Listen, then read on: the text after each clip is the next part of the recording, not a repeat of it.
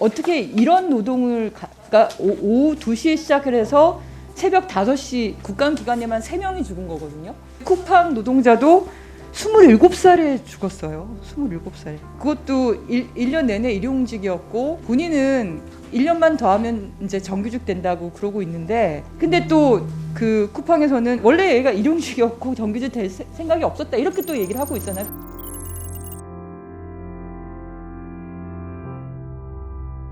네, 올해 들어 10명, 이달만 3분이 돌아가셨습니다. 연이어 택배 노동자들의 과로사 소식이 뉴스를 뒤덮고 있습니다. 먼저 고인이 된 노동자들의 명복을 빌며 유족분들에게 심심한 위로의 말씀을 전합니다. 노동자들은 밥 먹는 시간도 아껴가며 하루 12시간, 14시간씩 일을 한다고 합니다. 이 14시간 중에는 보이지 않는 노동, 공짜 노동이 7시간을 차지했습니다. 임금도 없이 분류 작업을 해야 했고 하다 너무 힘드니까 이분들이 십시일반 돈을 모아 아르바이트생을 구했다는 이야기도 있습니다. 어느덧 삶의 일부가 된 배송 업무, 코로나19로 비대면 사업 규모가 커지고 배송 물량도 더욱 늘어나고 있습니다. 노동의 형태와 강도가 바뀌고 있는데 안전은 그대로입니다. 더 이상 노동자들이 일하다 죽는 일이 생겨서는 안 됩니다. 택배 노동자들의 죽음을 중대재해로 보고 엄격하고 철저한 특별관리감독 시행을 촉구합니다.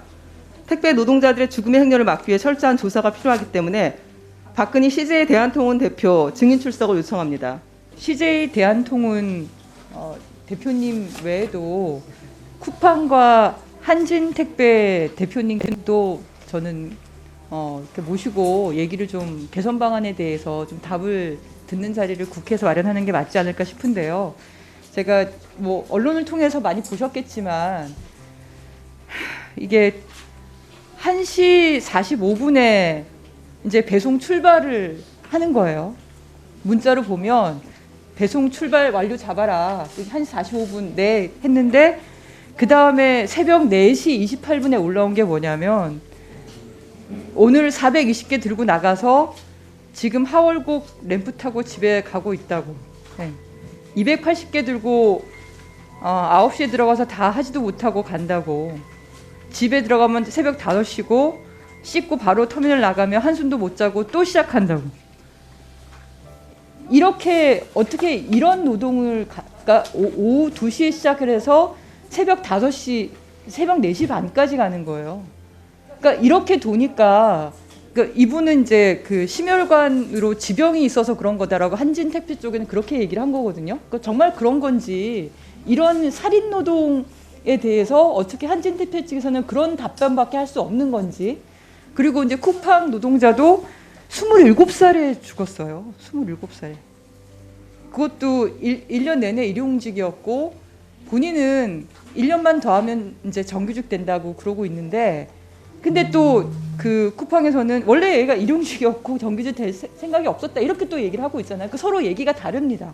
이번에 저희 국감기간에 이런 사건이 벌어지지 않았습니까? 국감기간에만 3명이 죽은 거거든요. 그래서 CJ 대한통운 사장님 현장에서든 아니면 종합국감에서 추가로 쿠팡과 한진택배 사장님도 저는 종합감사 증인해서 모셔가지고 얘기를 해야지, 이번 기회에 국회에서 역할을 하지 않으면 저는 국민들은 누구를 믿고 할 건지, 예, 그걸 좀 부탁을 드리겠습니다. 처음에 그 증인 요청을 할 때 쿠팡 대표를 증인 요청을 했었어요. 이제 아시겠지만 쿠팡에서도 물류뿐만 아니라 이제 전반적으로 시스템에 문제가 많이 있어서 요청을 했는데, 또 앞서 다른 의원님들이 말씀하신 것처럼 최근에 다시 이제 사망자가 발생한 상태이다 보니 좀 의원님들이 좀 고려를 좀 하셔서 꼭 쿠팡 대표도 마지막 국감 때 증인으로 좀 나올 수 있도록 좀 방안을 좀 찾아주시기 바랍니다.